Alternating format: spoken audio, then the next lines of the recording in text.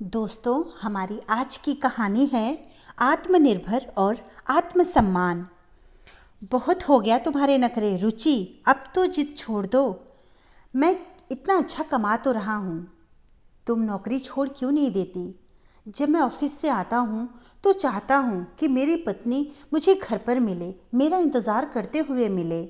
अमन ने अभी अभी ऑफिस से लौटकर आई अपनी पत्नी से कहा।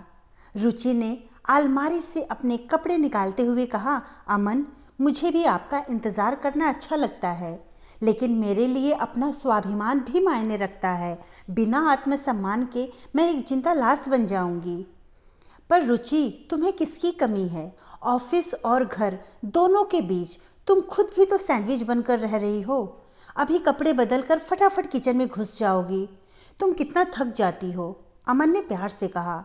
थक जाती हूँ, लेकिन ज़रूरत पड़ने पर अपनी बेटी होने के कर्तव्यों को तो पूरा कर सकती हूँ।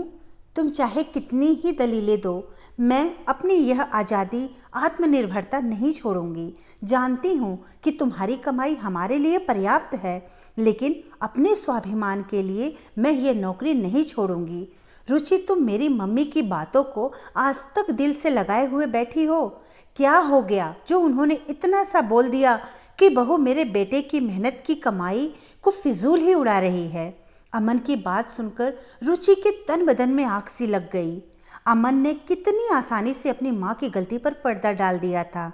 रुचि के सामने उस दिन की घटना एक चलचित्र की भांति घूम गई।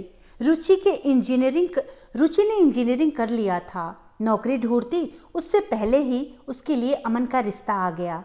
घर वर सभी कुछ रुचि के मम्मी पापा को इतना अच्छा लगा कि उन्होंने फौरन रुचि की शादी अमन से करवा दी। शादी के बाद सब कुछ अच्छा ही चल रहा था। रुचि अपने बहू होने की जिम्मेदारियों को अच्छे से निभा रही थी। वह अपनी ननद को लेने देने में जरा भी कंजूसी नहीं दिखाती थी। सास ससुर ननद नंदोई और उनके बच्चे सबके जन्मदिन, शादी की सालगिरह पर अच्छे से अच्छे उपहार खरीद कर देती थी। अमन ने जब देखा कि रुचि उसके घर वालों के बारे में उससे भी ज़्यादा सोचती है, तो वह कभी कभी अपना क्रेडिट या डेबिट कार्ड भी रुचि को दे देता था।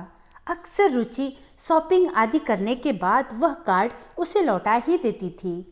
ऐसे ही उस दिन अमन का क्रेडिट कार्ड रुचि के पास था।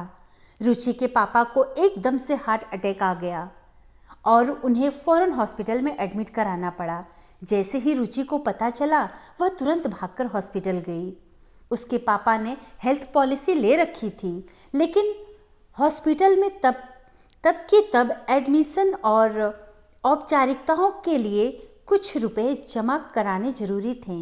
रुचि ने अमन के क्रेडिट कार्ड से भुगतान कर दिया। क्लेम पास होने के बाद वैसे भी उनके पापा भुगतान कर ही देते।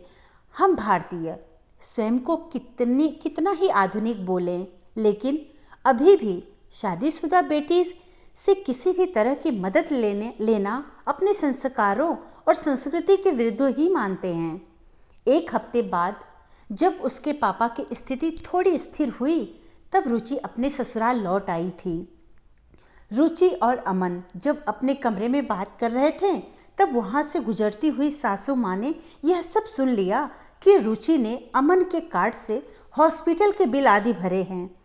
बेटे की माँ को यह कहाँ बर्दाश्त होता कि उनका बेटा दामाद होने के कर्तव्यों को अच्छे से निभाए। बहू के घर वालों पर अगर एक पैसा भी खर्च हो जाए तो कैसे हो सकता है?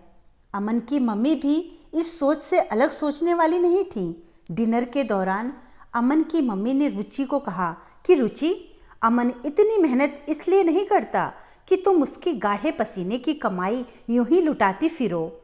पैसे पेड़ पर नहीं लगते। अमन ने रुचि की सफाई में अपनी तरफ से अपनी माँ को एक शब्द भी नहीं बोला। अमन की माँ के मनसा को समझ रुचि ने सिर्फ इतना ही कहा कि मम्मी जी, आपने आज से पहले तो मुझे कभी नहीं कहा। जब तक मैं आप लोगों के लिए उपहार ले रही थी तो कोई दिक्कत नहीं थी, लेकिन आज जब मैंने अपने पापा के इलाज के लिए पैसे दे दिए तो वो भी उधार, वह आपको फिजूल खर्ची लगती है। तुम्हारे घर वाले भी कैसे हैं जो ब्याहता बेटी से पैसे खर्च करवाते हैं। अमन की माँ ने कहा, मम्मी जी, जब बहू सास ससुर की सेवा कर सकती है तो दामाद उनकी मदद क्यों नहीं कर सकता। दामाद दामाद होता है, बेटा नहीं जो उनकी मदद करे या सेवा करे। अमन की माँ ने कहा और वहाँ से उठकर चली गईं। उस दिन रुचि को समझ आ गया कि आर्थिक रूप से आत्मनिर्भर होना कितना जरूरी है। डिग्री तो थी उसके पास। आज रिज्यूम अच्छे से तैयार किया और कई जगह अप्लाई कर दिया। कुछ दिनों की मेहनत के बाद उसकी नौकरी भी लग गई। साथ ही उसके पापा का हेल्थ क्लेम भी पास हो गया था। रुचि ने अपने पापा से पैसे लाकर सासू माँ के सामने ही अमन को दिए। मेरे मम्मी पापा को अपने दामाद की मदद न लेनी पड़े इसलिए नौकरी करूँगी। अपने मम्मी पापा के प्रति मेरी भी जिम्मेदारी बनती है। मेरा भाई अभी छोटा है, जब तक वो बड़ा नहीं हो जाता मुझे तो उनकी देखभाल करनी ही होगी। ऐसा कहकर रुचि पहले दिन ऑफिस के लिए निकल गई थी। सासू माँ ने कुछ दिन शोर मचाया, लेकिन रुचि ने उन्हें इग्नोर करना सीख लिया था। जब रुचि को उसकी पहली सैलरी मिली तो उसने अपने मम्मी पापा और छोटे भाई के लिए उपहार खरीदे, साथ ही अपने सास ससुर और ननद नंदोई के लिए भी खरीदे। मम्मी जी, मैं बेटी और बहू दोनों के फर्ज अच्छे से निभाना जानती हूँ।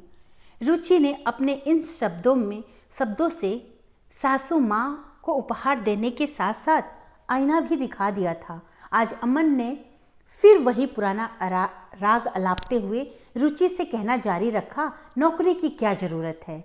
उस दिन मैंने थोड़ी ही कुछ कहा था, तुमने गलत का विरोध भी तो नहीं किया था। अब हम इस बारे में और बात नहीं करेंगे। मेरे पास न तो समय है और न ही इस विषय पर बात करने की इच्छा है। तुम्हें इतनी ही फिक्र है तो घर के कामों में मेरी मदद कर दिया करो। वह तुम करोगे नहीं। ऐसा कहकर रुचि कपड़े बदलने बाथरूम में चली गई। धन्यवाद दोस्तों, कहानी अच्छी लगी तो लाइक और सब्सक्राइब जरूर करें।